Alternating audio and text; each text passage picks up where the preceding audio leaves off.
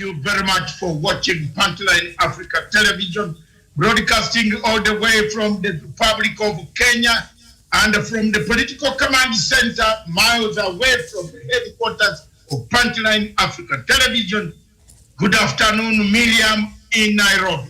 A very good afternoon to you, Doctor, and a very good afternoon to our panelists, and also a very good afternoon to our viewers. Thank you very much, Miriam. Good afternoon all over Africa, wherever you are. Good afternoon in the world, wherever you are. Thank you very much. We wish President Trump quick recovery. Thank you very much. We wish the people of France a good setup. You are welcome to Kenya. President Uhuru Kenyatta said, please don't look at oil and gas only. Look at other opportunities that exist in Africa. Thank you very much. That's one of the topics which I'll tackle today. And we want to thank President Uhuru Kenyatta for being candid and saying this message which could have been said in other different formats. But first of all, good afternoon in Cairo, good afternoon in Harare, good afternoon in Abuja, Accra, Ghana, good afternoon, Cote d'Ivoire, good afternoon Kinshasa, good afternoon Dar es Salaam. Elections in Africa. I don't know what we shall talk about.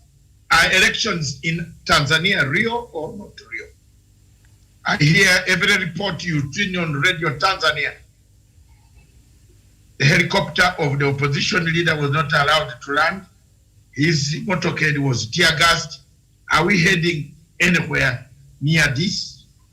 What is going on? Mogadishu.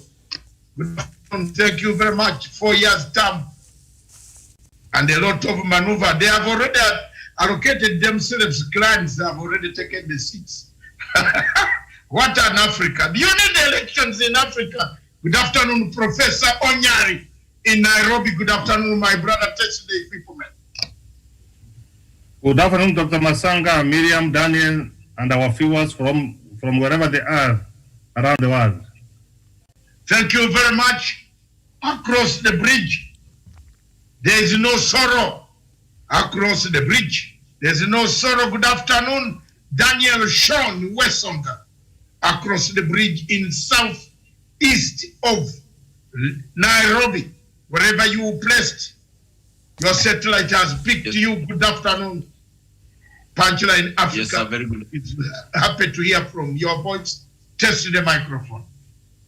Yes, very good afternoon, Dr. David Matsanga from the Political Command Center, Miriam Ogutu from our headquarters, Professor Jared Onyari on the panel, and our viewers in Kenya, Africa at large, and the globe who are watching us. Good afternoon. Thank you very much, Miriam. Back to you in the headquarters. I have done a bit, introduce the COVID-19 before we come to the main, then the newspapers. The main newspapers, the headlines are very sad headlines. Some of them tell us, are we, Miriam, before you come in, are we heading to where we are in 2007? Well, the answer, yes or no? If you're not careful, yes, there's a possibility of us slipping down that very ugly road again. Onyari, is our train hurtling towards 2007, 2008 because someone wants the presidency? Are we? We are already there, Dr. Masanga. We are not very careful. Well, Songa, the same. Are we hurtling towards the same that we saw? Preparations of unnecessary war, unnecessary politics. President Uhuru Kenyatta on page 1.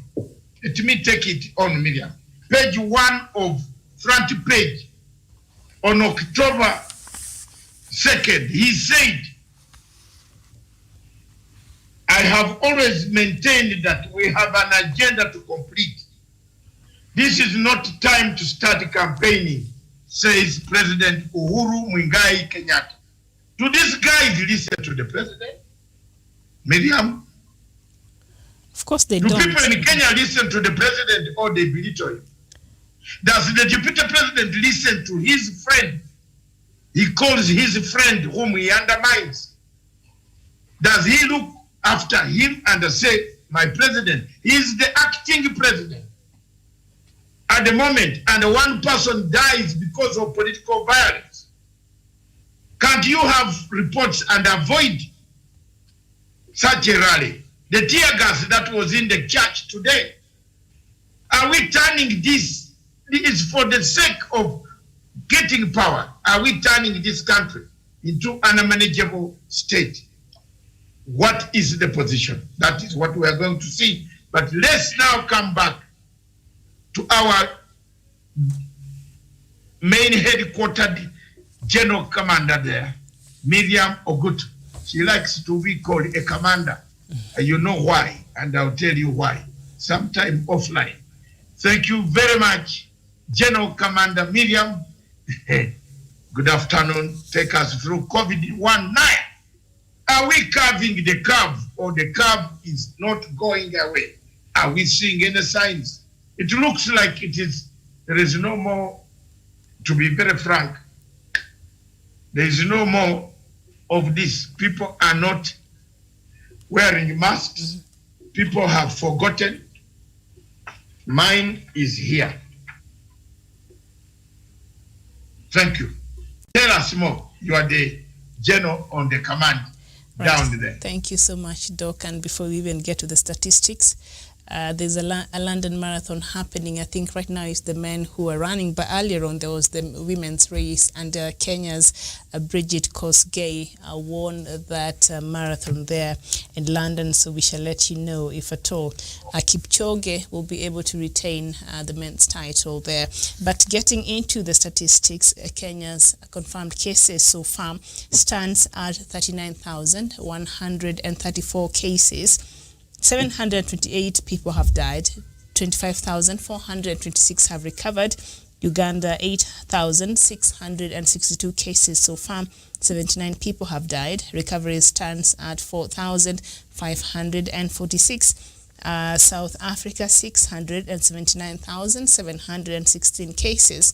The death toll in South Africa is 16,938, and the recovery stands at 612,768, and the total figures in Africa this afternoon right now stands at around 1,474,625, and the death toll is 36,710. Recoveries is 1,220,327, and of course the global figures there have surpassed 35,000. So yeah, we turn our attention to the topics we have today, and the first one on Kenya. Where does the money come from? Miriam, before we turn to the topics, Yes. first of all, I have no link at all. I have not been sent a link. I can't see it. Maybe you can shout to the... You have no link. They have had their sending you, and I'm being told, I'm being updated that Kipchoge has failed to retain his title. Instead, he has come number 2, but still another Kenyan has gone to win that, and his name is Vincent Kipchumba. So a very congratulations That's very good. to the I Kenyan saw team that. there in London. I saw that, Yes. and I want to tell you, I saw that before I came on. I was watching. I delayed. He hadn't pulled out. He had not pulled out. And even the commentators were saying that, yeah, that one also can come back home and rest. We have had enough of seeing him alone. We want more other Kenyans. Yes, competition. For me, I've not been a very big fan of Kipchoge. I have been wanting another person to take. Yes. I had predicted that, Dr. Masanga. Yes, thank you very much. Another Kenyan, Yes. as long as it is Kenya. Yes. Kenya is Africa, and Africa is Kenya. That's it. Hiyo leo tunaanza kuwashinda pole pole. Namna hii, wacha. Thank you very much, viewers. Kipchoge loses the title to another man called Kipchumba. Yes, isn't it? I'm being told Kipchumba is number 2, and number 1 is All right, they're looking for that, so they'll give me the right information there. Number one is a Kenyan. No, there were so many people around there. Mm-hmm. Production team, can you bring the great news? I hope he has one, and we are talking about. Yeah, sorry about that. Vincent Kipchumba, number 2. So let them bring me the number 1 there. Yes. Mm-hmm. So as we wait for that, but Kipchumba, Kipchoge did not retain his title, and neither was he number 2. So I don't know what number he was, but they're bringing me that information. So in case you're wondering, there was the London Marathon was happening today, and as I said there earlier, in the women's race, a Kenyan won that, and her name is Bridget Kosgei. So congratulations to Bridget. And the other one, they will be giving me that information. Oh, it's right here. So the first one is Shura Kitata from Ethiopia. That is Ethiopia, our good neighbors there. I don't know if good neighbors. No. They've beat us. They've taken number 1. Maybe that's why production did not want to bring. But yes. Ethiopia has gone ahead. I remember, is it Bekele suffered some problems, so I don't know if he was able to compete, but there it is. There you go.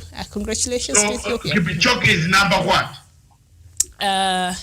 They're working to get me that, but number 2 is Kenyan, Kipchumba. Number 2 is Kenyan, so we were able to get the silver there. No wonder the radios are not even talking. Yes. Everybody seemed to have gone down because from yesterday, everybody was saying it was him. Me, yes. Mm-hmm. All right. I knew it was not. Mm-hmm. It was. I had a vision already, because when I saw him running today, he's tired. He did not pull out like the usual jogging. Yes. Yeah, he worried me so much. Right. So I am sorry, but God, let's wait like Liverpool. We wait for next time. All right, it's just part of it. I mean, sports. All right, very well. Thank you so much. So our topic for today, we have 2 topics. One is, where does the money come from for these 3 things, if not from George Soros or corruption? And the other topic is President Uhuru Kenyatta saying France has to change to development and empowerment for Africa. And this is a very interesting conversation that we shall be having today. But before we get into that, Doctor, do we quickly, I know you had started looking at the headlines there. We just look at that very quickly. And on the Sunday Standard newspaper, the headlines there say, unseating Ruto, decisive week. President flies into a political storm with his deputy, with key allies saying a crucial meeting of Jubilee's top organ is in the works to remove Ruto from the deputy party leader position. And then we analyze the DP's big gamble. So the story is on page 4 and 5 if you want to get the details there of the Sunday Standard. So, Doctor, after we know President Uhuru Kenyatta is out of the country for some official visit there in France, and we'll get to the part of the speech there later on. But he'll be jetting back into the country into another storm that he did not, things that happened while he was away. # while President Uhuru Kenyatta was away. First of all, there is one thing that His Excellency President Uhuru Kenyatta will have to do or should decide before we go to a different level. This violence as a doctrine, and the doctrine of this violence and the doctrine of this movement called Hustlers Movement is a doctrine coined by George Soros. Across Africa, there are people who only read my name, but they fail to read me, what I write. And they always get it wrong because they think I'm a foreigner. Therefore, a foreigner cannot learn English. A foreigner cannot speak. A foreigner cannot study political science and teach Wazungu, and is not able to teach Africans. Sorry. Wazungu even know more politics about Kenya than Kenyans themselves or Ugandans themselves. So name tags don't work. A doctrine of regime change is in the movement that William Ruto has created in Kenya. You like it, you don't like it, but listen here. Looking across all opposition leaders from Riek Machar, vice presidents and deputy presidents, from the one of Malawi, who teamed up with Chakwera. Look at all the way they operate. From Lowassa of Tanzania. Yes, from Lowassa of Tanzania. From the Ethiopian opposition. Look at the doctrine. The doctrine is the same. The bottom denominator is the common person, the citizen, the poor, the stricken. That's the doctrine that has been coined by George Soros. And it is part of George Soros' external and CIA external manipulations and machinations. If you want to know it, know it. If you don't want to know it, close your eyes. But it is coming, it is here. This is a doctrine that they have used. Come and divide the president and the deputy by saying there is an eating class and a non-eating class. We have divided people. George Soros, it is not only in Kenya. Go and look in Uganda. Bob Wine is not operating in Kampala Sheraton Hotel. Bob Wine operates in the ghetto. He says in the ghetto. A few minutes ago, he has just been, we are burying one of my friends, a great friend called Haji Tege Sebagara. May his soul rest in peace. I helped him so much in London.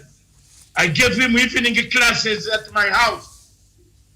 When he was released from prison in America, he came to study in a course in London to learn English and to write English. People undermined him, but I gave him lessons. I'm not able to bury him. May your soul rest in peace, Sebagara. Go ye, go ye, go ye, say ya. But let me tell you, Miriam, under the panel, the doctrine of Bob Wine is the ghetto, the downtrodden. Who spends money? Who is fundraising Bob Wine's money? George Soros. In Kenya, in 2017, George Soros had infiltrated the entire place of this country. And unfortunately, we defeated them. I don't want to go to that. He went to Maraga, he put up, paid Maraga, took Maraga to IDLO, gave them money, they nullified an election. The purpose, the doctrine is a regime change. What do they want to arrive to? The poor to rise against the so-called middle class. That is all. That is what we are seeing here. It is not church service. It is not politics of 2022. It is simply a division of regime change. Someone has hatred. Someone has fallen in the pathway of the elephant called George Soros. And he's walking along with George Soros. Okay. President Uhuru Kenyatta said, Jamen, let's have little politics and do some development. The deputy has said, no way. You can do your own development. I am not involved. So, at this center, His Excellency has to stand up when he comes back to stand up against this type of behavior. At least, let there be authority. Otherwise, we are hurtling to a very big conflict. My dear panel, thank you. All right, very well, Professor. President Uhuru Kenyatta will be coming in back to a storm that happened after he had gone away. What the Jubilee Secretary General, termed as, an attempted coup on the party there. The events we saw last week. What do you expect from the president when he arrives in the country? Thank you, Miriam, for that good question. But from where I sit, I know the deputy president left Jubilee long time ago.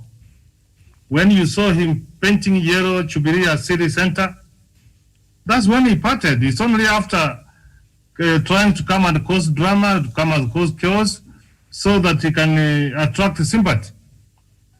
In fact, what I expect even the president to do here, Miriam, you saw the other day he went to the candidate from Msambweni. He reached there and found out the party had taken a decision. He said he will go by the choice of the party. What did we see the following day, Miriam, doing? Having an independent candidate. So basically what they need to do, not even the president to take action, even the party to take action, actually let him part peacefully, let him go to Jubilee City, let him start even preparing for his 2022 campaign. Because the president is very clear in his mind that we have got 2 years to an election. Miriam, we cannot subject the country into other campaigns. 2 years is a longer period of time. And in fact, if at all the deputy president, William Ruto, was as serious and a principled guy as he masquerades to be, let him just resign. Why do you want to be where you are not wanted? He want to resign. This debate is boss. Prof, with due respect, this guy cannot resign. Yeah, that's what I'm trying to say. I've said he is principled, Dr. Masanga. He is not. Principled. You are dealing with a man and short wires, shortage. Locally in Nyamira, you call him shortage. Wires in a shortage. So whom are you telling to resign? This guy won't resign. Let me do my case. You can build it, but this is an interactive format, Medium. Yes, we should do. Even me, when you hear me going astray, bring me. Not even astray. If there's a point injuring you, come in with Songa, come in Medium, cut me. This is an injury. This guy is not well. I think so. Can I go that way? Miriam, Professor. History is history. You cannot erase and read. Our children will come and to read what Dr. Masanga is raising. If you go by what has happened in Kenya today, why do you want to say innocent blood, Miriam? This country, the way it is structured, Miriam, is a way you can't walk to Nyanza unless you want inside and then you want to go inside Raida. You cannot walk to Rift Valley, you don't go through Gideon and you go through with him. That is the beauty, that's the Kenyan politics, Miriam. Why do you want to walk to President Uhuru Kenyatta is stronghold? Miriam, that is an insult. It's after chaos. And as we were saying, 2007 is already here with us, and we should know how to navigate. How I pray that we decide to take the country forward. We have got a country to fix. And the way Dr. Masanga is as usual said, the world Miriam is watching. And Miriam, sometimes there will never be peace without justice. He got away with what happened in 2007, and he's building the case towards that. And I'm sure there is providing which is going on, which is not very, very sure. So let him stop going to Jubilee House. Let him go to his Jubilee City and continue preparing for his 2022, but he's delaying the country in terms of development. 2 years, Miriam, is a longer period in terms of development. All right, very well. Daniel, down there on the Sunday Standard, President Kenyatta is quoted as saying I've always maintained, and I think this was one of the responses he was giving during a TV interview there in France, when the interviewer was trying to press him about his relationship between him and his deputy president, and asking him if at all he will support him for his election after President Uhuru Kenyatta is done with his term. And President Kenyatta replied, "I have always maintained that we have an agenda to complete. This is not the time to start campaigning." So, Daniel, could this be the bone of contention? President Uhuru Kenyatta feels this is what we told Kenyans we will do for them in the next 5 years. So this is what we should be concentrating on, not early campaigns and early politics. And we've seen President Uhuru Kenyatta time and time again coming out and expressing dissatisfaction and the discomfort he had with the, the politicking that has been going on in the country. And he kept insisting, let's just settle down and serve Kenyans, because they elected us and trusted us with a position to lead them and to serve them. So can we just do that for now? But we see that was not what was coming from the deputy president's side throughout the last 2 or so years. So is this, according to this relationship we see now between president and the vice president, is this where perhaps there is still a bone of contention? President Kenyatta saying we have agenda to complete, and vice president thinking I need to start very early for the 2022 politics. Absolutely, Miriam. And the president has been very categorical that our service delivery to Kenyans was supreme to any other kind of expedition in for Jubilee government. And if I were William Ruto, I would really work together with President Uhuru Kenyatta so that we are able to leave a legacy that is quite tangible. And this legacy is what he could use as a foundation of rallying for his 2022 presidential bid. It will give him a bit of a muscle to tell Kenyans that, look, me and the president, this is what we have delivered. We have built these kilometers of roads. We have expanded the ports. We have created this number of jobs for young people, and our government has delivered on its promises that it's made to Kenyans since 2013 through 2017.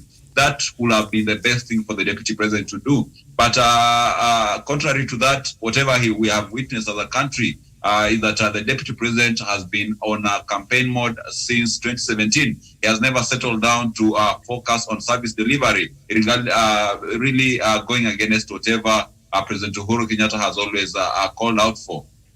And also, when you look at it, the allies of the deputy president are the same people who have been going across the country, really besmirking the Big Four agenda of President Uhuru Kenyatta, insulting the president and his family, and also putting the country into unnecessary upheaval and political mood. Look at whatever happened today in Kenya. A few weeks ago, we had Oscar Sudi and Ngongo Lexiara, close allies of the DP, really uttering very unprintable words against the first family. And such words caused some kind of uneasy tensions in the central region, and we saw people demonstrating in Murang'a, in Laikipia, and other parts of the central Kenya region. So I think, to me, the president was very clear on what he said. He said he had an agenda of working for the people first before the politics can come in. And he told the interviewer, I was able to watch the interview, and he told him that when time comes for now to do politics, it is when he'll be able to voice out his support for whichever candidate that he feels that is of his own alignment. Thank you very much, Miriam. I'll pick it from this side. Okay. Viewers, we have Karanja from Nanyuki. Mm-hmm. Good afternoon, Karanja. Good afternoon, and the rest of the panel. Thank you very much. Give us a brief of what is happening around Keno. Yeah, and it's very, very interesting today in the morning. We had a shout that was brought out by people who are thought to be supporting William Ruto and those who are anti-Ruto. And it is believed that one person lost his life and several have been injured, and they were at nearby hospitals. Okay. And, we condemn by the strongest terms that such kind of act can react with our nation, and to make it look like there is a war. And we have 2 years to get redemption. Okay. Whatever side this comes from, whether you are pro-Ruto or anti-Ruto, the violence in this country must stop. His Excellency President Uhuru Kenyatta, as he jets in from Paris, Your Excellency, that if you are not here already, I believe you will get this message. Please, Your Excellency, we are hurtling to a road that we never expected. We have history, is a teacher. 2007, people started having the same Ruto started doing these things, threatening people and saying, if the elections were rigged, this is what he's going to do. So, the earlier they stop, either they put a temporary ban on politics and put it, nobody is stopping people's freedom. Yes, but you cannot go to rallies, you cannot go to a place where you are not welcome. One question that I ask, why is it that the deputy president is more in dividing the Kikuyu community than dividing any other tribe in Kenya? Why? Why is he cutting all? Is God only found in central Kenya? Is God found in central Kenya? Are churches only in central Kenya? Has the deputy president ever gone to Kiambaa Church and prayed? That's a good question, Doc. Yes, because time has come. Some of us are elders. We are not going to go back. I don't have energy again to run on those planes. I don't have the energy. I am gone. And you don't expect me to be running again on those planes, going to defend.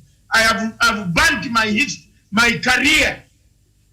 No international agency can give me a job despite my PhD document which I struggled. Ruto did not pay my school fees. Tell me any Kenyan who paid my school fees for me. I cannot apply for a job because I was called a witness tamperer. Over something, yes. Fighting for people who are starting it. We are seeing it now. It is here. So there you are. Me, I'm open. I am not in favor. I've told you the doctrine. There are two things that you must mark. The goods that are being given out are either coming from corrupted money or looted money or coming from George Soros. There is no other bank in the world that can give you money to buy 50 cars. Which land title do you have? But then, surprisingly, these cars are not with any driver on the road. The Indian told me that they hired the cars for 3,000 bob. For 2 hours. And then they paid the driver each. One of the drivers came to me and told me they paid them 3,000 bob. So those 50 cars cost 6,000 plus fuel, display, and other people. They were returned to the showroom. So are we lying to people? What type of country? It's your country. I am Paul in Judea, preaching in Judea. Remember, I'm Paul preaching in Judea. If I have spoken wrongly, forgive me. But I'm saying His Excellency must put down his feet. Stop this politicking. You can see already up there. You have seen who has what the other guy in Kakamega yesterday said. Yes. And also, Dr. Matsanga, you've raised a very concerning point about the Kiambaa Church. And the Deputy President himself has been seen as a very generous donor when it comes to giving out handouts and contributing to church harambes. However, we should, as Kenyans, ask the Deputy President that if he means well for the church and he means well for the people of the central Kenya province, we wait on the day when he will be able to go back to Kiambaa Church and hold a contribution and be able to rebuild that church and also be able to apologize to the victims whose relatives were burnt in that church. Through that, then we shall be able to have a reconciliation, and we shall be able to affirm that he truly means whatever he does to the church, and that he does not dwell in any kind of hypocrisy. But without that, whatever he does remains to be pure politics of 2022. And trust me, even if in 2022 he was to lose the presidential bid, which surety do the people of Kenya have that he will not go again, once again, to his cocoons and be able to ban these churches that he's contributing to? So that is the only demand that I will call for the people of Kenya to ask William Ruto to do, and it will be very noble of him. Mm-hmm. And down there, very interesting on the Sunday Nation as we conclude with the headlines and get into our topic of the day. But of course, we're already talking about it. It says hustlers shots back, and then he's quoted as saying, our Deputy President William Ruto, I have heard some people saying they do not want hustlers at Jubilee headquarters. It is okay, but the conversation on empowerment of poor Kenyans is unstoppable. All the noises you're hearing are because the country is experiencing labor pains. We are in the process of delivering a new conversation in Kenya. So he's saying it does not. Yes, go ahead, Doctor. Miriam, it goes into, it talks exactly what I've just told you. This is a well-calculated doctrine of George Soros. They are suffering the pains of labor. Mm-hmm. The country is suffering some pains of labor. But he is in the same government that, according to him, he's in the same government. That is the and you are part. telling me is, look at that, look at that. Viewers all over the whole world, wherever you are watching, a deputy president in a government, condemning the government, staying in the government, having security of the government. So, you believe not? Yes.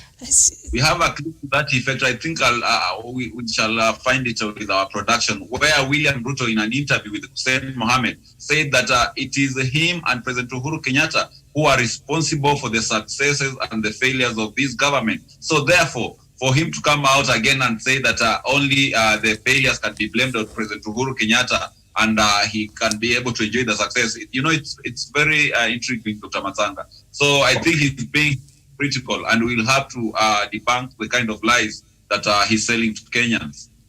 Okay, let's play the clip of Harware. There's a clip, Miriam, arrange Harware's clip. Okay. Let the truth come out before we go to the second stage. Professor is coming in, but let's play Harware's clip, not the one he said yesterday. There is the one when Harware was questioning where the money comes from. Prepare that clip before we switch on to the main topic of the day. And Doctor, you've reminded me, even as we wait, that yesterday, is it Musalia Mudavadi also who raised questions as to where the Deputy President is getting all these monies, and he alluded to the fact that perhaps maybe he's not paying taxes or something like that. Do you think maybe it's about time, because a lot of questions are being raised, maybe some auditing? I don't know, I'm not suggesting anything, but how can Deputy President, assure Kenyans that this money does not come from the proceeds of corruption or something like that? Do we need some transparency as to know? Because how can you be giving all these things that are expensive and the monies every single day? This is a daily thing, Professor. Is it some magic thing? Yeah. Or is there a tree somewhere? People are getting this money and we don't know just where that is. Yeah, Miriam, as I go to answer that question, let me just have this to say. My memory is very clear, Miriam. There is nobody who has stopped someone from going to Jubilee House if you are disciplined. And they have said, you go there when you have got a notice and you have been cleared from the Secretariat. So, Miriam, when you talk about Jubilee doesn't have hustlers. Hustlers are not members of Jubilee. So they should take their anger elsewhere. Jubilee has got very serious, committed members. They are not fraudsters, they are not thieves, they are not conmen, namely they are not prostitutes. Miriam, that's the position, and we have to put the record very clear. Get the message the Secretary General Tuju was passing, and the Asras do not belong to Jubilee. Miriam, you know, in this country, you go to the bank, you cannot be able to withdraw more than 1 million. And if you have to withdraw, you have to give reasons what you want to do with the money. You have to give the sources of this month. Miriam, if you go to the bank, you find that this man has not withdrawn the money. You cannot transfer this money from central bank. It goes without saying, Miriam, this is process of corruption and George Soros money. Yes. It doesn't, because when Miriam, you go to the bank, you bank someone to his account, you have to say the source. Yeah, even if someone sends you Western Union money, even if it is $200 saved, you have to give an explanation. Yes. So Miriam, this is a point of concern. One, this might be money laundering. This must be money for drugs. This money for corruption. These are money for George Soros. What does George Soros money do? They destabilize the country and they will change regime. So the government and the intelligence of this country should be privy and wake up and investigate the sources of this money. And even Miriam, the other day, we were trying to say even some of these wheelbarrows and hotels which has been bought, they don't leave the deputy president's residence. And in fact, Miriam, this is what we call trickster. This is fraudster. All right. Thank you so much. Okay. Yes. Thank you very much. Karanja in Nanyuki, are you still online? Yes, I'm here. And, just punch in your points quickly. 1, 2, 3. Yeah, before I go to that matter, let me say this. The way William Ruto is treating the Mount Kenya region, it raises questions because if we want this vote, why is he dividing them? Therefore, there's something hidden beyond taking for vote. We know what happened before 2007 violence. He was in front line of championing for Madoa for Rift Valley. That is, to remove those things that are not uniform in the Rift Valley region. And he raised questions saying that the number of Kikuyu who are in Rift Valley region, they have turned that place and they are naming it in Kikuyu names. For example, Kiaba, Munyaka, and Kamukoji. And these are the same people now coming to the same region, dividing them. But he is telling us that he needs their vote. Therefore, there is something that he is after, because it's not vote. Because when you need vote to consolidate the region to come as a block, the same what President Uhuru Kenyatta did. And for now, he has got a lot higher because he is using handouts. And he has got money from corruption proceedings to come in the same region and all over the country, ruining the mentality of the young people that they must be given something to vote for a particular leader. This is something that we must condemn because at the end of the day, handouts and tokenism is a culture and a recipe for poverty. It's something that you will not add anything to the table. Therefore, the source of this money is questionable. And the way he is using it also raises a lot of raises the alarm. Therefore, we must condemn and that this money is money that is stolen well. It's something that is through corruption deals from government parastatals where he has his people, or from somewhere else, or from NGOs, and from those NGOs that are funded by George Soros. Therefore, this money is there to cause mayhem, to cause regime change, and he is not more after the vote, especially in the Mount Kenya region.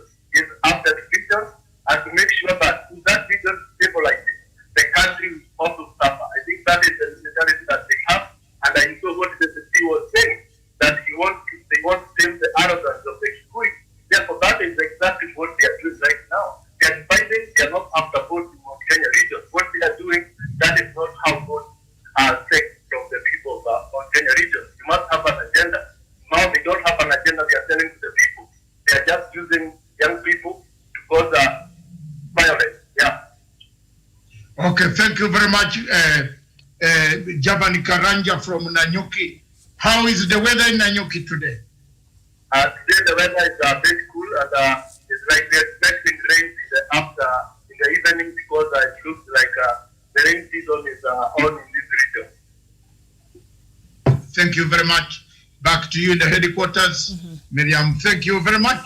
I think we now go straight to the topic and run through. It is, yes, 11 minutes past the hour, and let's begin with our two topics. Yes. The first one we have already touched. That is, if you can read the headline for us. Yes, so our first topic is, where does the money come from for these free things, if not from George Soros or corruption? And Deputy President William Ruto on Thursday, September 10th, donated 2 million Kenya shillings to Kisii Boda Boda Sacco. We saw him go there at Kisii. Of course, he has been distributing gifts to groups of people, claiming that his critics will not stop him from reaching out to the youths who need his help. And last week on Tuesday, the DP distributed several items, including wheelbarrows, to youths and women, and said every hustle matters. Creating and expanding each opportunity is a chance to make many dreams come true. So, I mean, he's been very busy, our Deputy President, being philanthropic. Every single day he does that, so we can't even keep up with that record. But in July, he supported some groups from Kajiado County with water tanks, catering equipment, public address, car wash and tailoring.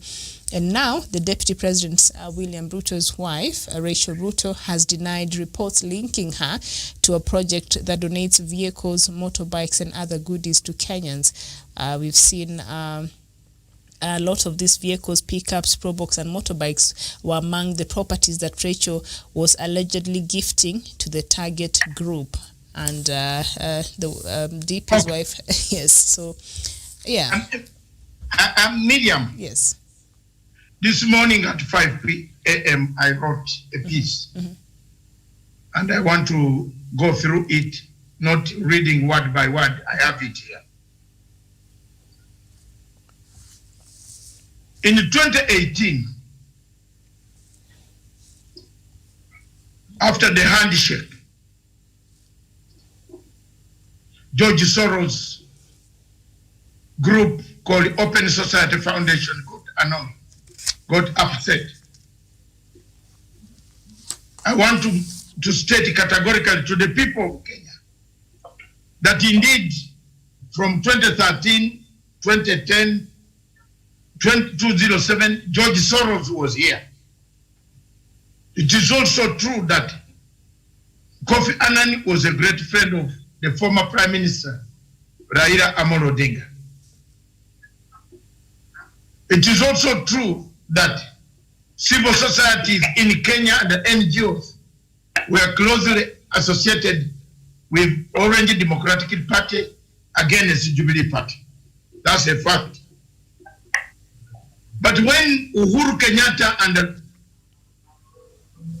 Raila Odinga surprised the world, and I want people in Kenya who always insult me, call me names, I'm not bothered about those names because they don't feed me. I feed myself, and I've fed myself for over 60 years, which some of these idiots might not be reaching. Those who insult me. I'm not saying Kenyans, I'm saying the idiots who insult me every day.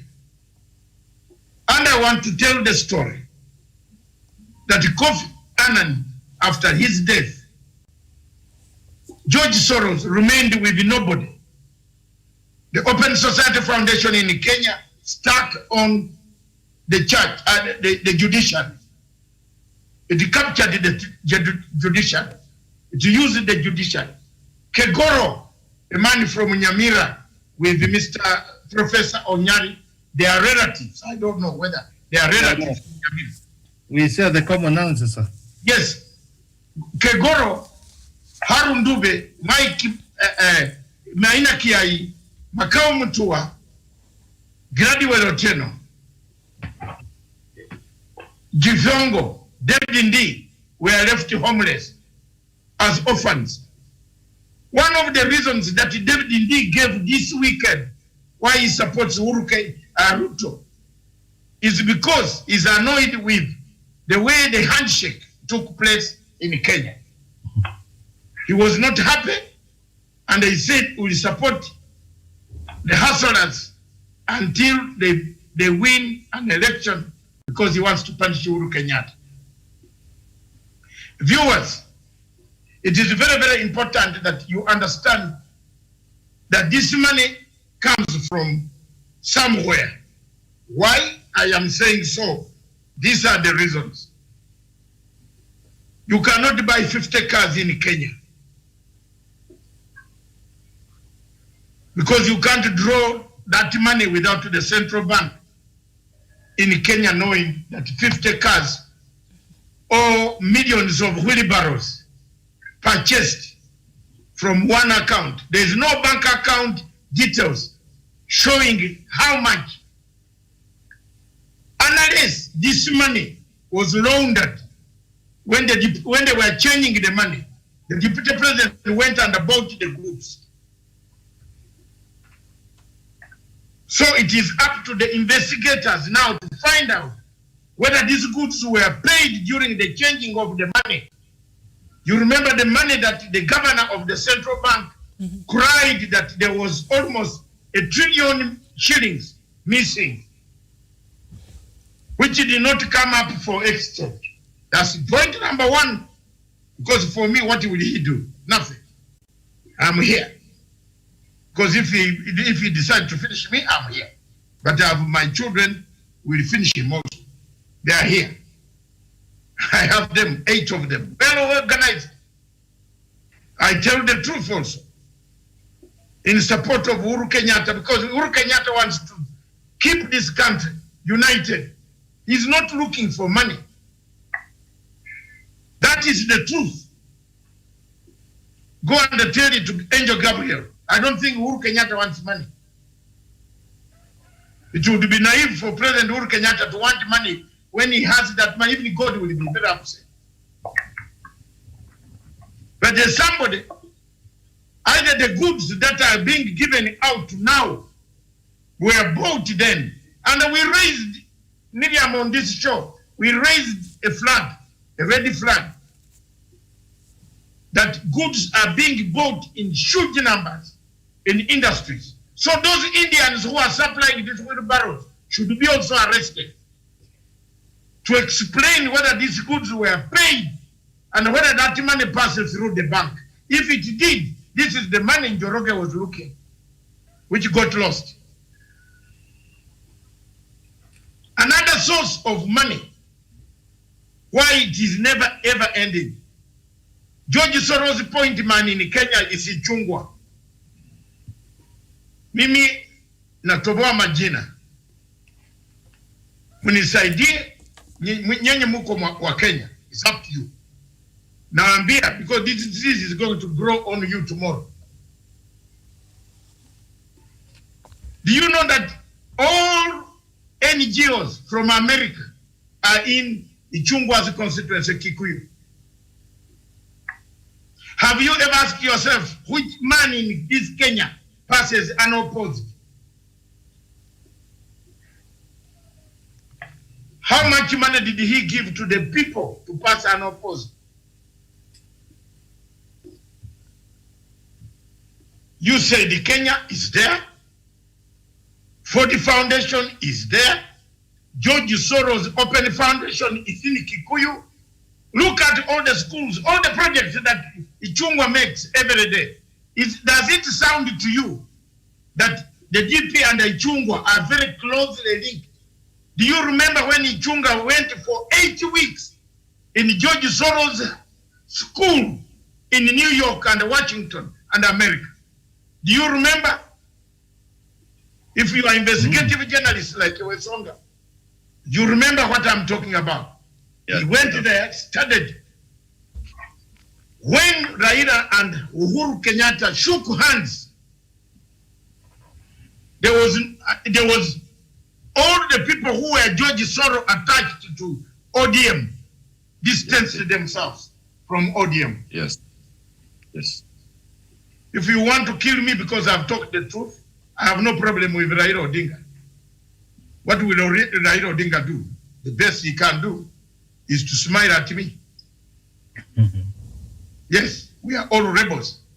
He's a rebel, I'm a rebel. He has fought for democracy. I also fight for democracy. And I can go. But I am telling you the truth. To save Kenyans, another journey to the Hague. You see, all these things we are doing, we are preparing a very constant journey towards Heathrow Airport. President Uhuru Kenyatta allows things to go on. It will not be long. It will not be long. And believe me or not, it will take a matter of time that you will hear an announcement coming from that awkward woman, that stupid woman called Fatou Bensouda, whom I have no respect for. Because she now sees peace is being threatened. You get the point? She will come in to curve, and we shall have another problem. So this thing, unless the president calls the deputy and the reprimands and they sit down in that state house, discuss these problems, don't count me on. I've done my best as a Ugandan.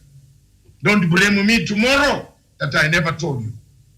So after this signing, you remember the executive director of the whole management team of George Soros visited Mombasa. Do you remember, Miriam? Mm-hmm. They visited here. You were here. We are anchoring the review. President Uhuru Kenyatta refused to meet them. They were met by the person you know.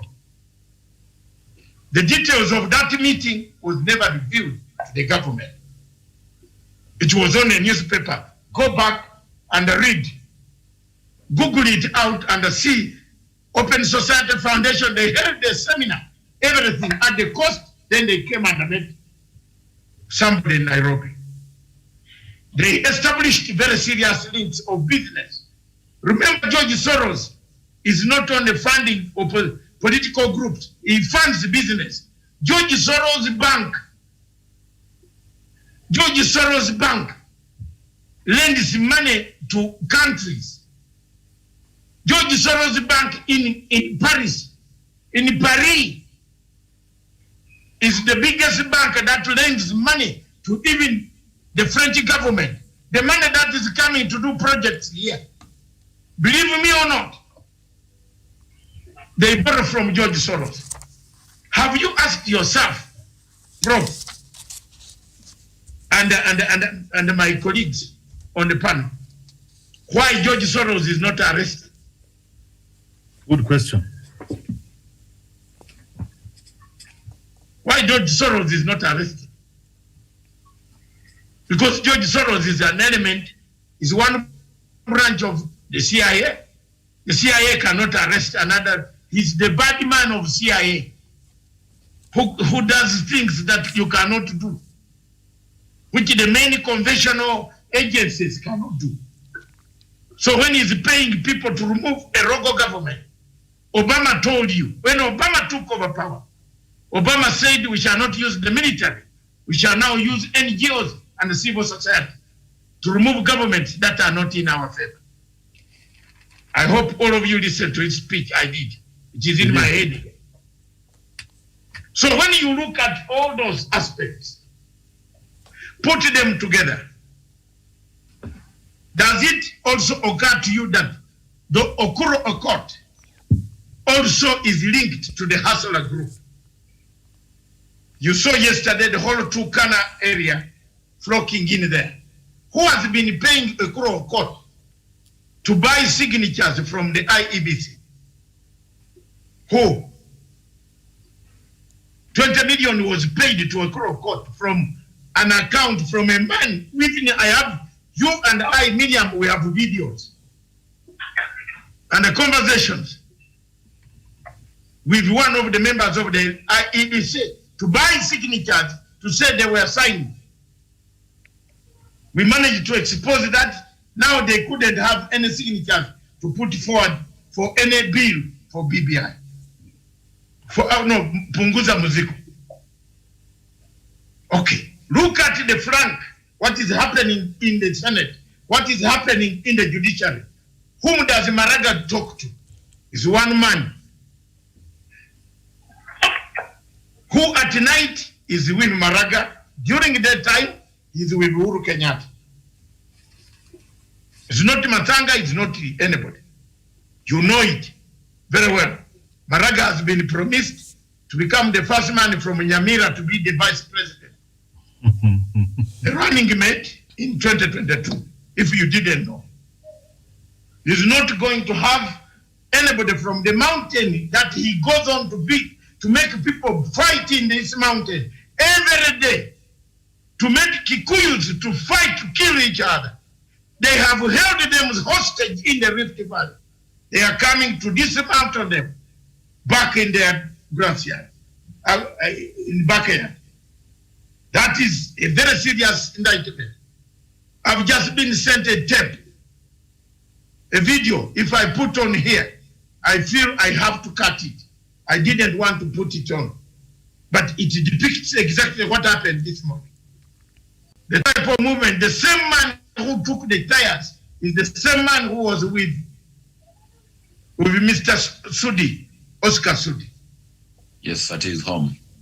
Yes, at his home. Instructed to go and disrupt, to throw these tires, to name it on a woman who is not even aware. And that's why you saw the tear gas. As soon as the deputy president left the church, there was tear gas. People wanted to finish each other. You have seen the tear gas audience just now. Okay, why is it that he does not take these prayers in the Rift Valley? And he's taking prayers here. Where the violence? It is up to you to make your judgment. Finally, when Georg Soros indoctrinates opposition, look at my opposition in Uganda of this small boy, this boy called Bob Wine, who looks like a Wesonga. Apparently you are like the same. I don't know, if you had shaved the hair the way you shave, you would look like a Bob Wine. The guy has no tools of leading Uganda. No, honestly. He has no tools of leading. Yes, Museveni has oppressed people, but he doesn't have tools of leading that nation. What does he do? He talks of ghetto people and Baganda only. Ghetto and Baganda. So, I am not a Muganda. So, where am I? Where am I? Some of us who started a struggle against Museveni are watching him, even laughing. That's why I and the Besigye, we said we shall not take part in an election. Because we know that is not the solution for that country. I'm being honest to you today. That's not the solution. You are wasting time. A man who looks like a Wesonga cannot, as if he has not eaten food. I'm not saying, Wesonga, you haven't eaten, you are my son. You better eat and put on muscles. But the point here is, Bob Wine looks exactly like you. If you combed that hair and cut it nicely, you will be called Bob Wine of Kenya. So, when you look at those type of, that's a man who cannot lead a country. But the doctrine is Georg Soros. Last 2-3 weeks, Bob Wine bought a party for $5 million. Where does he have, his music cannot sell even $1 million. True. Where did he get the money was paid by who? Georg Soros. I want the people in Kenya to understand me. Look at another small boy in Zimbabwe, Chamisa. Since the election, he has never accepted that the election was, the constitutional court ruled that Mnangagwa had won, but he doesn't accept. He wants to bring people on the streets. What is the doctrine he's using? Regime change doctrine of common people, common Zimbabweans, fellow Zimbabweans. Come and march on the streets. Fellow hustlers, we need to change this. The dynasties have eaten our money. But who stole the money from the dynasties? Where is the money? This is the time when this year I cannot. and the Major Twalibu should come in to investigate where is this money that is buying the huge materials coming from? Where was it hidden? If it was paid during the exchange, those Indians where the things are coming must be arrested. And you see, with Indians, just go there officially with a Land Rover and a park outside. He will tell you everything. That is how I got information about the cars were sold. Am I wrong? You are very right, Dr. It was them. He said no. He hired our cars for 3,000 shillings for 2 hours. So is that a leader who hires cars, comes and parades them, then he wants to give the driver, then the driver has said, I thought, sir, we are going with this car and we pay slowly. He said, no, they are left in the compound. After that, they drove them. And now, as if they are stupid, we even photographed the route they took back to the... As investigative journalists, these are things you must follow all the time. Therefore, there are two ways. Either the money is got from corruption, which the government of Kenya must investigate, or from George Soros, which the NGO board in Kenya must find out. Of course, George Soros' money does not come through the bank. Very little comes through the bank. The rest comes through briefcases, diplomatically. In another country, dropped and it is brought here. So if that is what it is, let's find out, is this a right thing for this country called Kenya? Thank you. All right, thank you so much. Still on that, before we get to the other part of the show, and we look at what President Uhuru Kenyatta said while he was in France, Professor, all this money that we see around, should Kenyans demand for accountability? Where does all this money come from? Thank you, Miriam, for that good question. If any money which is just floating around the country, Miriam, is not accounted for, there's a danger, Miriam, that we'll be having money around and which might be even from the terrorists. There is a lot to that effect of money laundering. If you have money, Miriam, tell us the source, how you make that money and why you are giving it out. And Miriam, let me tell you, the culture of the handouts, I'm yet to see, and I'm still reading, to see which country or which side it changed people. Miriam, if you have got this kind of money, why don't you put in a structured scheme so that the youth will just come, get those money accelerated, free interest, and the Miriam, they can be able to invest.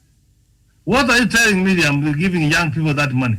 In fact, Miriam, there has been a say that wherever they get some of those wheelbarrows, they go and sell at a throwaway price. Mm-hmm. So Miriam, from where I say that, I need to answer your question, to be very candid, your question here is, it is good, Miriam, for every activities that I do or any Kenyan do, that we must be accountable and try to be transparent. Unless that one is being done, Miriam, we will be having money for terrorists here, and Miriam, that one can easily destabilize our country. Mm-hmm. Miriam, from where I sit, the money which you cannot account for is the money which you have stolen. Mm-hmm. Then you want to tell me that of all the 47 million Kenyans, only one Kenyan is rich enough to give money? No. And remember, Miriam, the government has come with Kasumtan. And if you think you have that money and you want to do that one, why don't you put it in the government? Because you are in the government. So, Miriam, that is George Soros' money, and you know what it does? It is to change governments. And Miriam, from where I sit, I wonder, what do you gain to destabilize this country?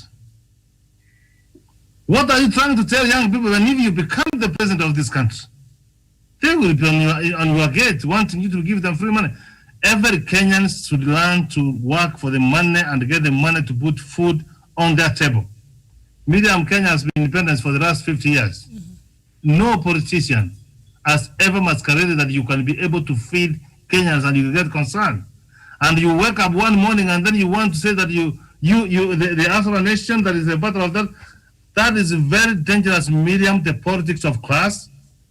Tomorrow I have said, and again, the way Daniel is smartly dressed with this flower you see here, he's going to walk out of the studio and someone is going to tell her, I want this specs, I want this coat. So Miriam, the government should be alert. The way Dr. Masanga is trying to post around that the deputy president should be called upon to tell us the source of his money. Which bank have you banked them? How frequent do you withdraw? And for what use? Because Miriam, the elections are in 2022. Why should you be subject yourself to other campaign? And I wish to pray that how I wish Miriam that the IPC was live. This is one of the candidates should be disqualified straight away. I rest my case there. All right, thank you so much, Daniel. As a young person in this country, and we've seen our deputy president going out there, and even this quote from him saying that no amount of criticism will make him stop this kind of empowerment that he's been giving to young people and women in this country. Is this kind of empowerment, is it sustainable really? And also, I mean, all these free things, someone is paying the bill. As a young people meet them, I'm very perturbed and quite disturbed because the deputy president, looking at the youth population in Kenya, a majority of our young people are well educated. They have gone through the university, they have gone through the technical training colleges, and whatever they're lacking is an employment that could give them a well-defined remuneration. And therefore, bringing the wheelbarrow economics as the sole solution to the question of unemployment, it's really absurd for the deputy president. And also, as Professor said, you know, when he's giving these wheelbarrows, when he's spending these millions of shillings, we have to ask ourselves as the deputy president, why is it so difficult for him to advocate through policy so that this money is channeled into proper government institutions that can be able to create employment for the youth? He can do that through the circles. He can do that through very proper platforms rather than doing the dishing out in his current home. And also, Dr. Masanga has talked about the money that is given out to political players like the Third Way Alliance. You have to realize, Miriam, that in this country, at least you can, when you talk about Jubilee Party, you know that Jubilee Party has elected members of parliament. It has other elected leaders who contribute money for the party activities. When you look at ODM, it has elected leaders who contribute money to see that the party activities are well taken care of. But the Third Way Alliance, a party without any single elected leader, was at the middle of a wrangle where the party leader was accused of misappropriating millions of shillings. So the question that Kenyans should ask, where did these millions of shillings that was the center of disagreement between Uhuru Court and the National Executive Committee of the party came from? Where did they get the money from? Dr. Masanga has talked about the millions that they paid for the IEBC to acquire the signatures illegally. Where did they get those millions from? And therefore, agencies, various agencies, the Central Bank of Kenya, the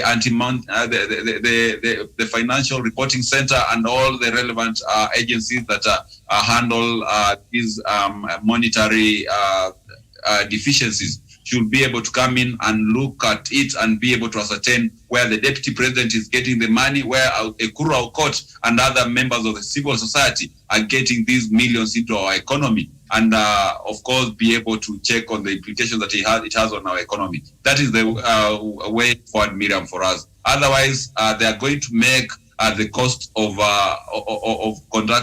running for any public office quite expensive, and it will have very detrimental effects on also on our systems of democracy in the long run. Thank you so much, Dr. I don't know if Javan Karanja is still there.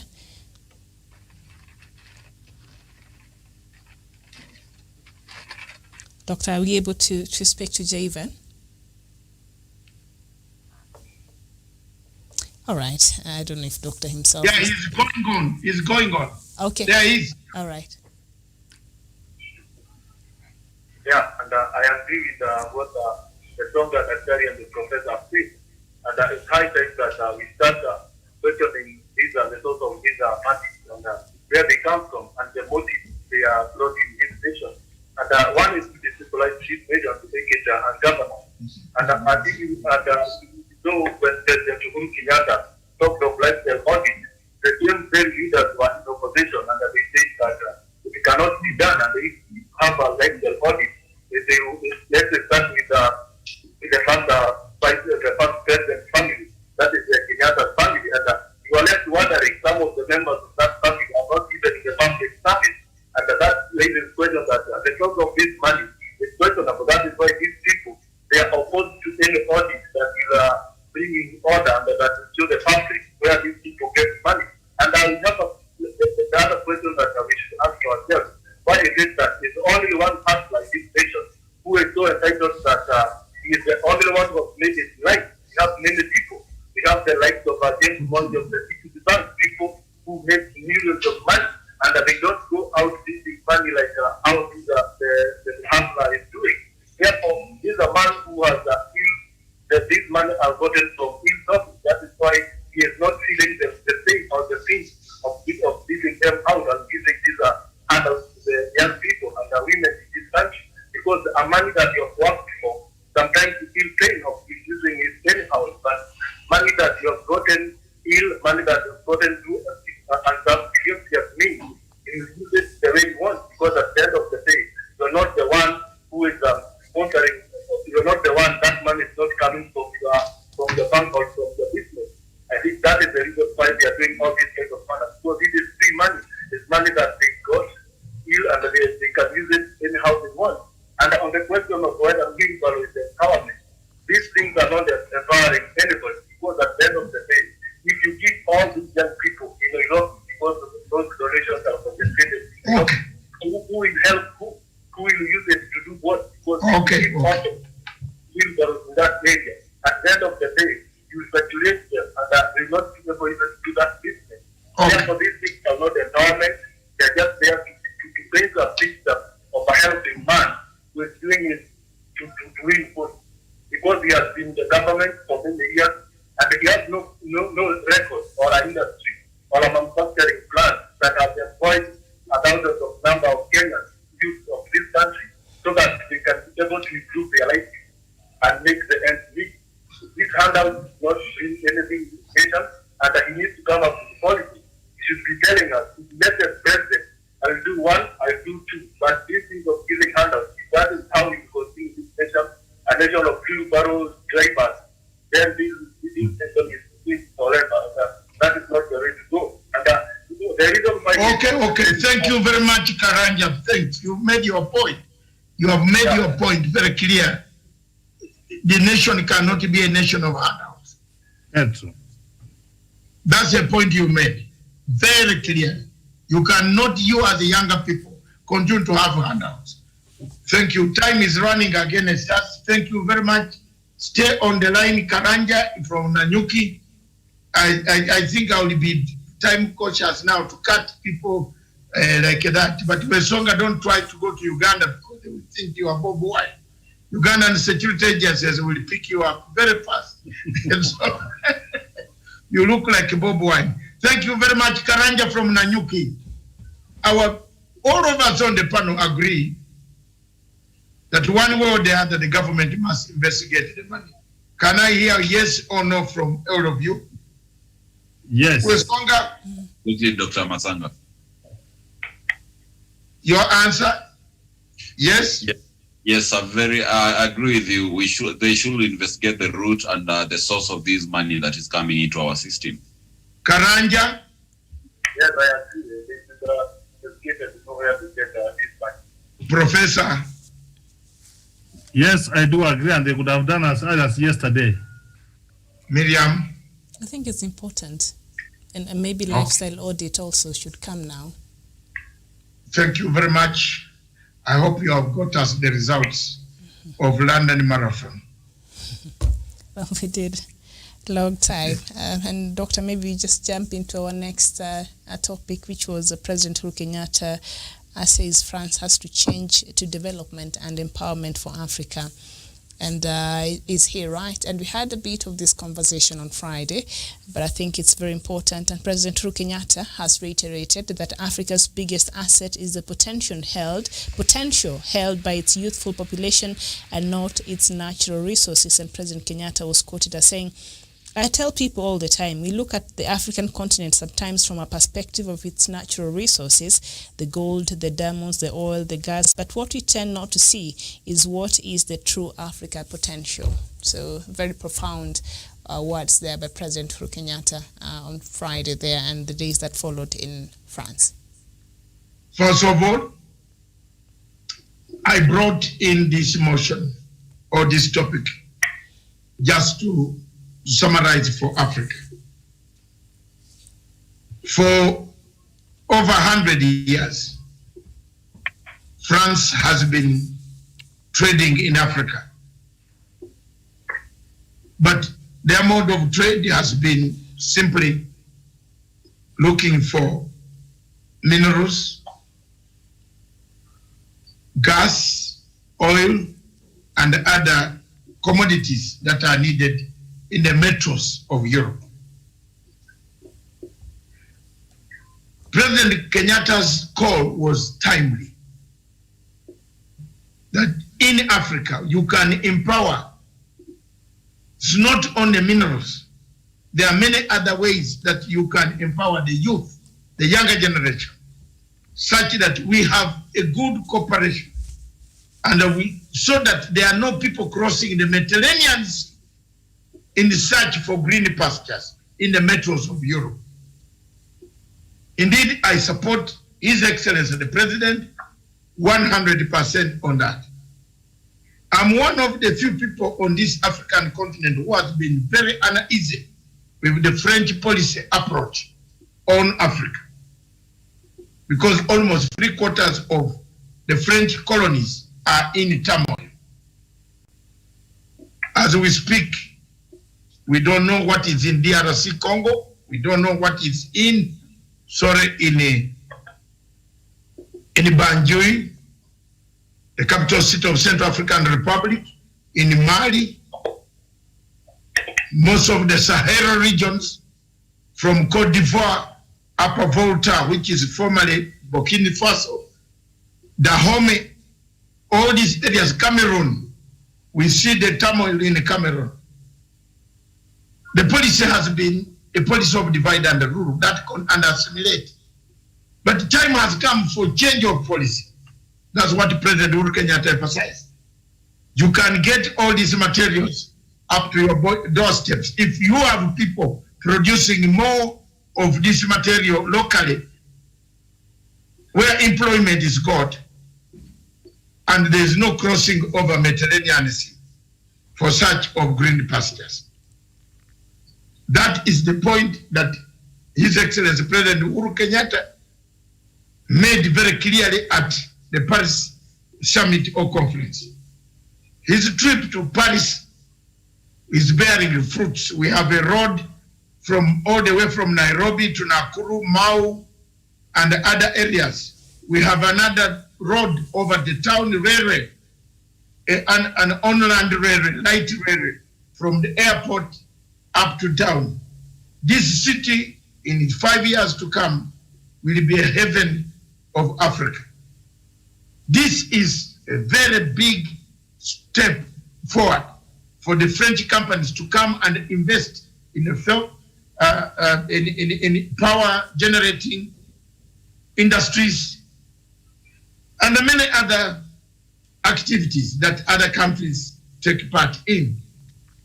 However, I still have reservations as to why I'm not condemning anybody, but I want to find a reason that elsewhere we have Qatar standing in front as the main people bidding for our gas, our oil, our hot spring, all these things.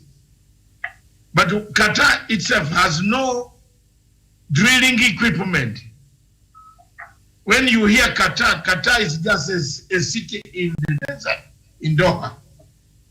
But the drilling equipment of Qatar is Total Oil.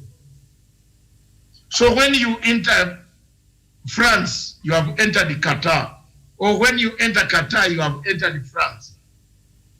That is when international agencies and international politics start playing its role. Elsewhere across in Somalia, the French have not played their role in contributing to AMISOM, and that is a very good area for me. I'm very happy with that. But the consequences of how do we stabilize this region and all this region without Uganda, today as we speak, Uganda does not speak to Rwanda. Rwandese don't go to Uganda, fly direct. They come to Kenya, then use bus, or they fly from Nairobi, claiming to be coming from Nairobi. Tanzania has got a rebel activities happening in the southern part. Mozambique's part, northern part, has been captured by ISIS. What is our priority as Africans? That is my submission. What are our priorities? Do we need handouts? We have already talked of handouts. Do we need roads? Yes. These roads can, in the future, transport the goods that we want. The goods, if you don't have feeder roads to main roads, we cannot sell our products. We need to sell our products, and therefore President Kenyatta's infrastructural development plan for this country, for the rest of the 22 months left in office, will give him a legacy. Thank you. All right, thank you so much. And of course, in that visit by President Uhuru Kenyatta to France, Kenya has signed a loan agreements worth 17.9 billion Kenya shillings with France and the European Union as President Uhuru Kenyatta wraps up his state visit to the country. And on Friday, President Kenyatta witnessed the signing of France agreement of 3.78 billion Kenya shillings concessional loan in support of the Kenya's emergency response to the COVID-19 pandemic. And also, President Kenyatta witnessed the signing of 8.82 billion Kenya shillings loan for the Lake Victoria Water and Sanitation Project, which aims to improve access to water and sanitation services in Kisumu. And the signing will pave the way for the implementation of the project, financed by a 2.52 billion Kenya shillings concessional loan from the French Development Agency. Also, the second financing agreement saw Treasury Cabinet Secretary Uhuru sign for an arid and semi-arid lands, a rural roads improvement project, which will open up the northern rural areas of the Kenya through road improvement networks. And these roads in a tune of 7.56 billion Kenya shillings, and will create access and mobility in 6 counties, including Isiolo, Laikipia, Marsabit, Meru, Samburu, and Tharaka Nithi, among others. And also another loan was given through Equity Bank, a 10.74 billion Kenya shillings loan to Equity Bank to support Kenya's small and medium enterprises. So a handful of, a bag full of goodies there for Kenya and for development there. But the key thing that President Uhuru Kenyatta said there is let's not deal with Africa through our history, but can we start dealing with Africa as a country, as a continent that also is able to come as an equal partner on the table. And I think President Uhuru Kenyatta was very clear, in that messaging, and he said, forget the natural resources. We have a very important resource here that is so untapped. And I think, Professor, we talked about this on Friday, but what can you add to that, and why you think, as Doc has said there, this message was quite timely there? Miriam, thank you for that question. And let me just say that I'm in total agreement with Dr. Masanga. And Miriam, this is the third time in history in the continent of Africa the topic which we have just discussed a while ago, we have talked about the culture of the handouts. And I want to be clear that the money which is being given in the form of loan to the continent of Africa, may it be used for the intended purposes. If it is in infrastructure, let the infrastructure be there, so that the money is not rooted. Miriam, there is no doubt, I have said here, and I will continue to state that there is no doubt there is scramble for the continent of Africa in the 21st century. In the 21st, how have they come this one? They are giving us loans. They are giving us, they are putting us in debt. You see China, America, now France, they are giving us. The moment, Miriam, you don't pay that loan, the continent of Africa is gone. So what do I want to say, Miriam, is this. France has got an history of rooting and exploiting the continent of Africa right away from slavery. Why has it changed over this? That's why our president was very keen that as we sign this agreement, as we have this relationship, we should not have the relationship of the underdogs. May we be considered as a people, as partners, if we have to succeed. And the President Miriam was very categorical. These people want oil, these people want gas. But there is untapped resource of the young persons, the young population of the continent of Africa. This is what we need in Africa, that we need to be proud of. He talks about development partners, Miriam. What is the strength of the continent of Africa, Miriam? It's our young people. What is the strength of the continent of Africa, Miriam? Is agriculture. So, Miriam, we can have investment in investment in agriculture, investment in industries. Do you know what that one will do? It will create employment. It will improve the welfare and the quality of life of the people.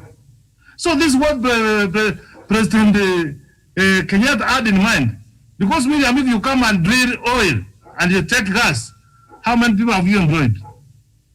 It will be tantamount to a continuation of rooting and exploitation. And we do not want this one to happen this time in the point in time when we are seeing. So what we need to do, yes, you have got money which we need to invest. We have got the resources. Can we sit around the table as partners and agree how we are going to do this? But if we are just going to sign this kind of agreement, Miriam, we will be auctioning the continent of Africa. And when the future generation will come to read that you and I and everybody else, we were around and we did not this and haram. And this is why I'm saying President Uhuru Kenyatta is becoming the only voice in the continent and the continent of Africa leadership of raising this. At African countries, Miriam, leaders, they signed blindly. Miriam, do you know that more than 14 African countries are still paying money to France in terms of that? Do you know where there is the reserves of the money is in the central bank of Paris? So, Miriam, what we want to say that this is good for our president. You don't just go and get good just like a hen being given some maize only to be just be caught and be slaughtered. Let us be treated as partners, and that's why he has said we have to change the way we have been doing our things. Don't come for our resources, you take them. No, let us be partners so that we get value added from whatever we are trying to do. And as Dr. Mazanga said, if we invest this money well, Miriam, in the next 4, 5, 10 years, you will see Kenya and the other areas in Africa, because there's a scramble. Everybody else wants to invest in Africa. But the African leaders should also say that we need a change from the past. Thank you, Miriam. Right, thank you so much, Daniel. Yes, thank you, Miriam. And of course, Professor Jared Onyari and Dr. Matsanga have really put a crown on it. And whatever President Uhuru Kenyatta perhaps was telling France, in other words, is that you cannot continue giving us loans forever. We need to change the rules of engagement so that we have quite a fair gameplay. We have a level field so that also we can be able to advance economically. And if we are able to have a good economy and solve the problem of unemployment amongst our youths and raise the living standards of our people, then also as well, you're not going to have a problem where you have illegal immigrants coming to France. And that is the best way to solve it. And essentially also the notion that France has been having over time of a former slave master, of a former colonial master towards its former colony has been quite disadvantageous for the African continent, in that they have been coming with only an aim of reaping the resources, regardless of the welfare of the people or the country that offers these kind of resources.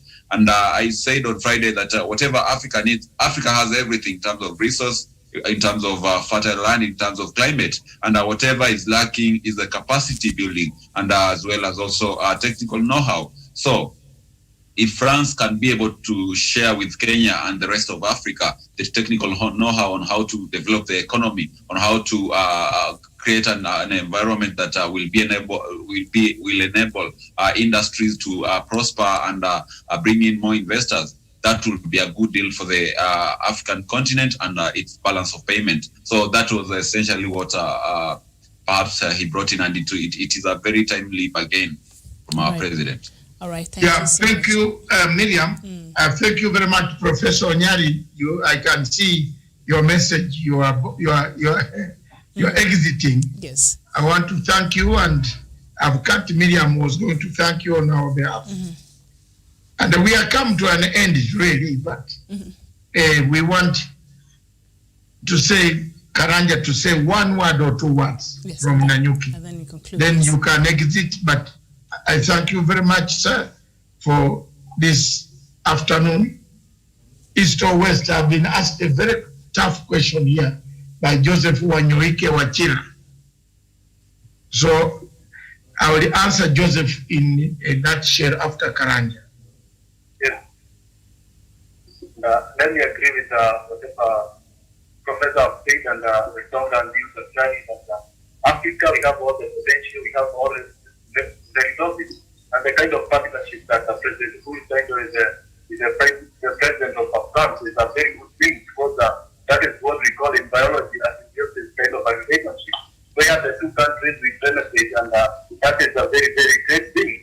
And the only way Africa will go is through industrialization. Our African leaders will come into ways and avoid the old things of economic growth, and start doing the industrialization and the orange economy, where the technological inventions will take root. And that's the only way that African and the African continent is able to rise in the map of a developed nation. But we cannot develop when we rely on the external funding. We have the potential. We can start creating capacity to our young people by giving them knowledge and technical know-how, so that they're able to compete on the world, on the international market, and they're able to do extensions and business and investment in our continent. And that's how this nation and our African continent will grow, and it will be able to develop, and it will become self-reliable, and it will be able to manage all its affairs without even going out there to get roads, and it will get roads that will be of a small roads that will be able to cater for the small minor things that they will not be able to complete by itself. Thank you very much, Karanja. Before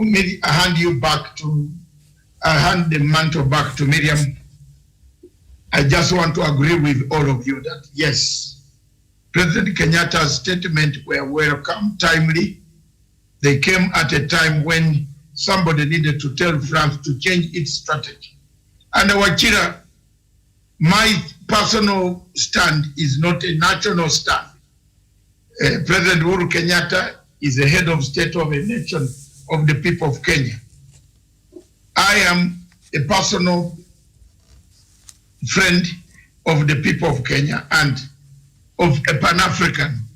Most Pan-African agencies are not in favor of some of the countries that were our former colonial masters. I am one of those who has criticized America. I've criticized Britain.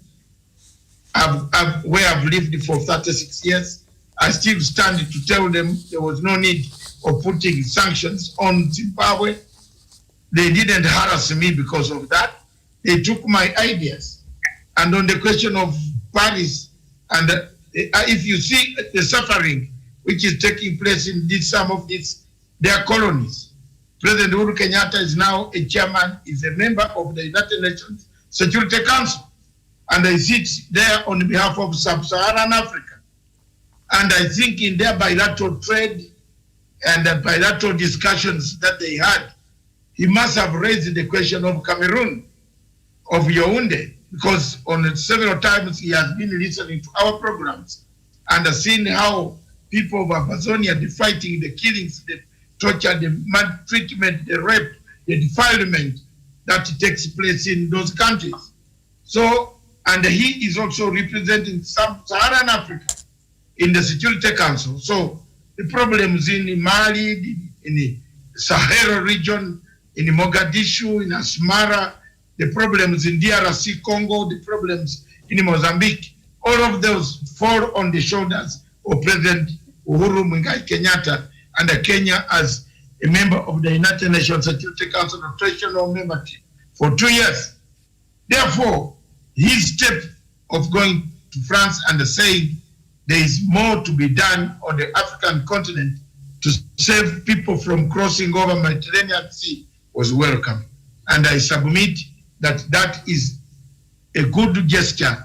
If the French are coming here to invest, let them know that there is a lot of opportunities in this country and elsewhere in Africa, instead of exploitation that can help to revamp the industries, to revamp the roads, the infrastructure, the schools. They can help the economies of these countries, which will bring down the numbers of those crossing and dying in the Mediterranean Sea, hoping to get green pastures in the metros of Europe. Thank you very much. From my side, in the Political Command Center, this station is for Africa, with Africa by Africa. To Miriam, take it away. Thank you so much. Yes, investment, not exploitation. Thank you, Doctor, for that. And Eliud Kipchoge in that London Marathon came out number 8. All right, not very good news there for the world record. I saw it. Shall see you tomorrow. Bye for now. Miriam, I saw it. Surely, you know what? I saw it. I saw it. He lives to fight another day. So he did not pull up in the last 400 meters left. He should have pulled out and gone away. True. Those people brought him down. Number 8. Yep. Now this one should now arrange his return. Aanze kufanya pesa zake sasa zinaenda chini. Nobody will invest in him anymore. That's the problem with these runners. If you find them, some of them drinking changa, even wanting to kill everybody. Pesa sasa zinaisha. All contracts are going to be withdrawn. You know that.